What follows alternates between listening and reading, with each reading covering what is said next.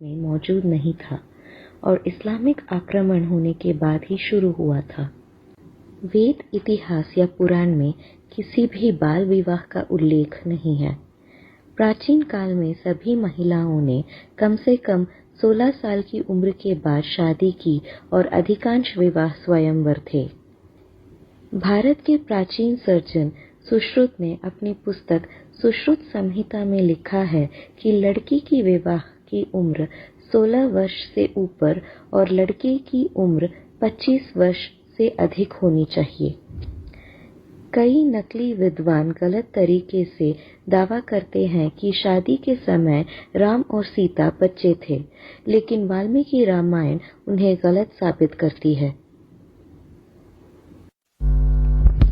वाल्मीकि रामायण के अरण्यकांड में सीता ने रावण से कहा कि वह शादी के बाद 12 साल तक अयोध्या में रही थी। जब वह वनवास के लिए निकली थी तब उनकी उम्र 18 साल थी और राम की 25 साल थी। क्या इसका मतलब है कि वह शादी के समय 6 साल की थी और राम 13 साल के थे? वैदिक युग से ही उपनयन या शिक्षा की दीक्षा को द्वितीय जन्म द्विज माना जाता था। ब्राह्मणों के लिए 8 साल की उम्र में, 11 साल में क्षत्रियों और 12 साल में वैश्यों के लिए किया गया था। उन्हें उसके बाद द्विज 2 बार पैदा हुए कहा जाता था। चूंकि सीता और राम क्षत्रिय परिवारों से थे, इसलिए दोनों को 11 साल में दीक्षा दी गई थी। इसलिए उनके दूसरे जन्म दीक्षा के बाद उनकी नई उम्र 6 और 13 थी, लेकिन शादी के समय उनकी जैविक उम्र 17 और 24 साल थी।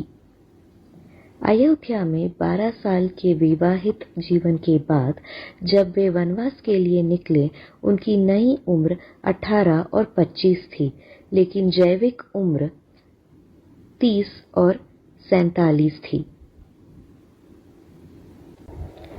जब वन में 13 साल बाद रावण ने सीता का अपहरण किया, तब उनकी वास्तविक आयु 42 और राम 49 वर्ष के थे।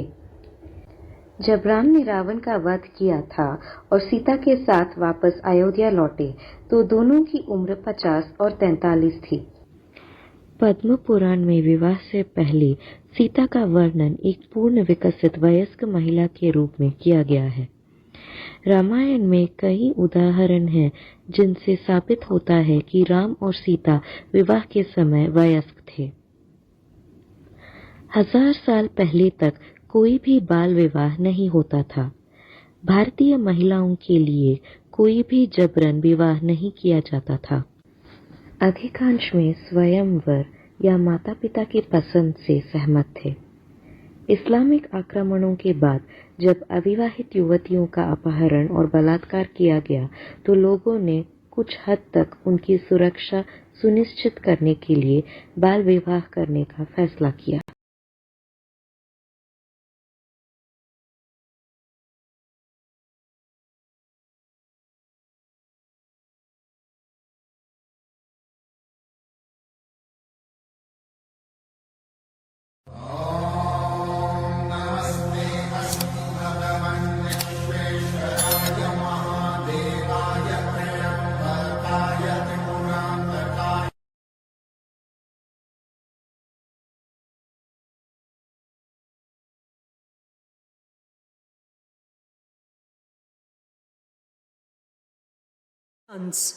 An elephant is his vahana or mount, suggesting his association with Indra or Brihaspati.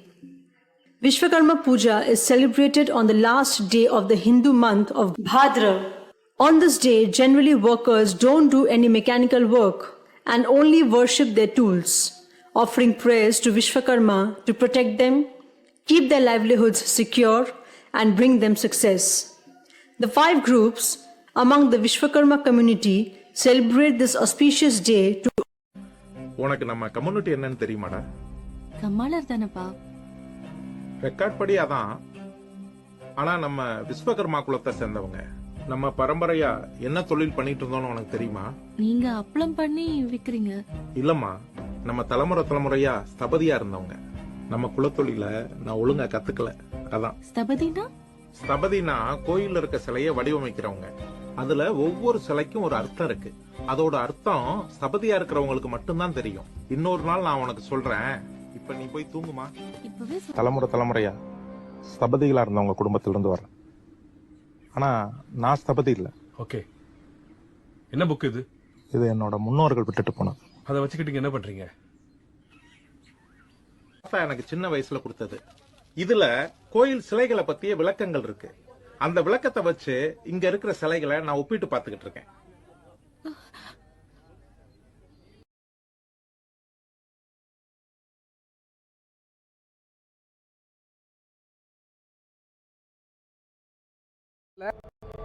Brahmins மட்டும் தான் பூணூல் போடுறாங்கன்னு நினச்சக்கூடாது. ஆச்சாரி சமூகத்தை சார்ந்தவங்க போடுறாங்க, விஸ்வகர்மா போடுறாங்க, செட்டியாருங்க போடுறாங்க. இப்போ நந்தனார் பேரவை சார்பாக சில வருடங்களாக பட்டியல் சமூக பெருமக்களுக்கு பூணூல் அழிவிக்கும் விழா நடந்து கொண்டிருந்தது. இப்போ ஆவணி மாவட்டத்துக்கு வட மாவட்டம் முழுசும் வன்னியர்கள் பூணூல் அணிந்திருக்கிறோம். அதனால் இந்த பூணூல் இருக்கிற கோஷ்டிங்கெல்லாம் ஒன்று சொல்கிறேன், எச்சரிக்கையாக சொல்கிறேன். பிராமின் மட்டும் தான் பூணூல் போடுறாங்கன்னு நினச்சிட்டு எங்கேயா போய் கை வச்சு அடி வாங்கிட்டு வந்துடாதீங்க. எல்லாரும் போடுறாங்க, எல்லாருக்கும் பூணூல் உண்டு.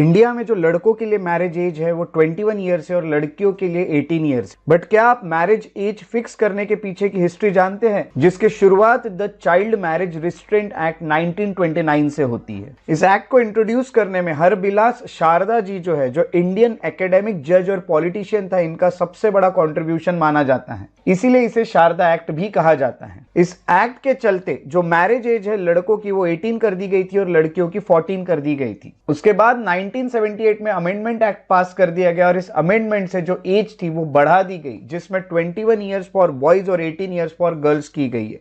रिसेंटली 2021 में एक अमेंडमेंट बिल रखा गया है, जो अगर पास हो जाता है तो लड़कियों की भी मैरिज एज जो है वो 21 ईयर्स हो जाएगी। इसी तरह के इंफॉर्मेटिव वीडियोस के लिए मेरे यूट्यूब चैनल को सब्सक्राइब जरूर करें।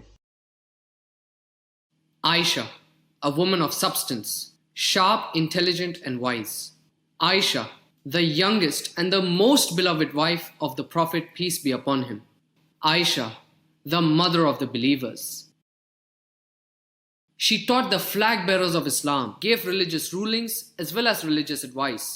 Az-Zubair said about Aisha, I never saw anyone more knowledgeable of the Quran, Islamic law, poetry, Arab history and lineages than Aisha radiallahu anha. Such was her status and honor in the Muslim world. But she was married when she was just 9 years old. How can a person be married at 9? Was Aisha really married at the age of 9? Or was it 12, 18 or 22? Obviously they didn't have marriage certificates in those days. So how do we know?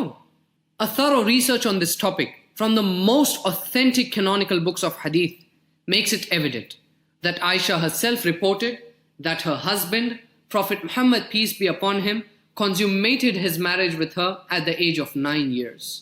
That's still too young. It's vulgar, it's unethical and immoral. How can a prophet of God marry someone that young? What we first have to understand and realize is that this question is emanating from a particular mind, coming from a particular culture, a particular time and a particular place. The worst enemies of the Prophet, peace be upon him, who smeared him with everything imaginable. They called him a madman, a magician, a soothsayer, an impostor, and so much more. But they couldn't think of his marriage with Aisha as a flaw. Why? It is because cultures and practices vary from place to place and from time to time. This was their tradition, and it was not an anomaly to marry someone that young, not just in Arabia, but all over the world. The reality is that 1,000 years ago, people were marrying at younger ages. Let's have a look at the historical data that we have. Roman law required brides to be at least 12 years old. St. Augustine married a 10-year-old girl. King Richard II in 1396 married a 7-year-old. Further up in time, in 1791, the Napoleonic Code set the age of consent at 11. In the United States, in the state of Delaware, in 1880, the minimum age for marriage was 7 years old, and in California, it was 10. Before 1929, the Church of England could marry off 12-year-old girls in Britain, and this is not even 1400 years ago. It was the practice of the Arabs to marry off their daughters at a young age. That is, as soon as they reached puberty. Ash-Shafi'i said, "In Yemen, I saw many girls aged 9 who had reached puberty." Why are we looking at the tradition from a postmodern lens? Shouldn't we put things in their proper perspectives? The reality is that 1,000 years ago, people matured faster, both physically and emotionally. A 9-year-old of today is not the same as a 9-year-old 1400 years ago. Some 500 years ago, Muhammad al-Fatih, at age 21, conquered Constantinople, whereas the 21-year-olds in our time are busy playing video games. Rather, it is unethical and immoral to demonize a certain culture from a certain time period just because it does not fit with our postmodern understanding. The marriage of Aisha and Prophet Muhammad, peace be upon him, was infused with compassion and untold moments of romance. He loved her immensely and never shied away from declaring it publicly. He would drink from the side of the glass her lips had touched. He would eat from the same spot she ate from. If she was a victim of a gruesome act for 9 years, wouldn't she be dysfunctional, disoriented, and mentally scarred? Would she have been able to narrate the volumes of ahadith that she did? Would she have been able to teach the scores of students under her? And most of all, would she defend her husband, the beloved Prophet Muhammad, peace be upon him, with such severity when his enemies cursed him? Today, this is a marriage which many choose to slander and abject. But have you acquainted yourself with the truth?